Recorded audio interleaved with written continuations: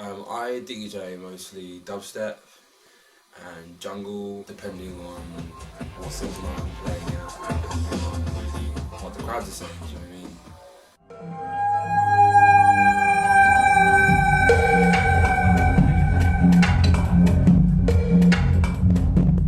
When I was young, I started mixing like old school garage. This is like early teens, like 30ish.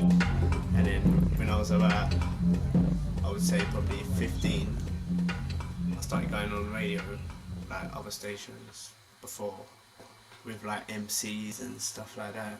So I'd done that for a bit, and but I've always been just on the music and on the decks.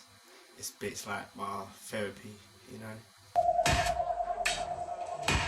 You grow up listening to all these different stages of underground music, and to me dubstep is a collection of all of that.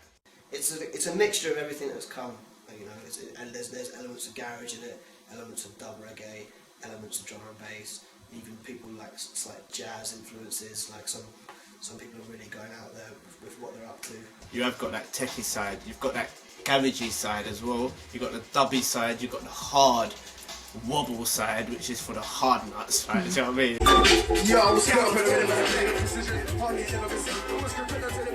Sped up reggae, slowed down jungle,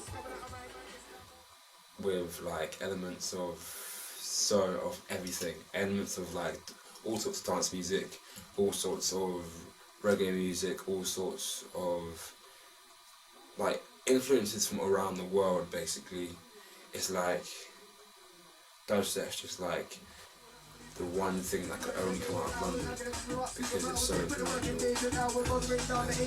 With the birth of jungle in London and like upright and house in London as well, and the scene in Europe, it was inevitable for it for dubstep to be like widely appreciated by people around the world. There's dubstep tunes in the bag that will play and people will question, oh, is this dubstep? But like, yeah, it's dubstep, you know? But there's different elements for different types of ears. The first time I ever heard dubstep was probably about 3 or 4 years ago when I was in Leeds.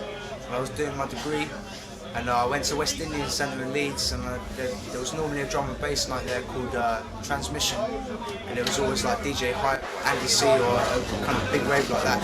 In the back room would always be sort of a small drum and bass artist, and then one day it was sort of like Digital Mystic, Scream, Loafer, all of them back to back. Had this dubstep sound, it was half step thing. It was all slowed down, and I was just like, just tripped out and just had like the best night of my life, just like first time I ever heard it. A lot of people, the first time they go to dubstep rave, me probably included, I was like, how the fuck do you dance to this stuff? I was not keen on it.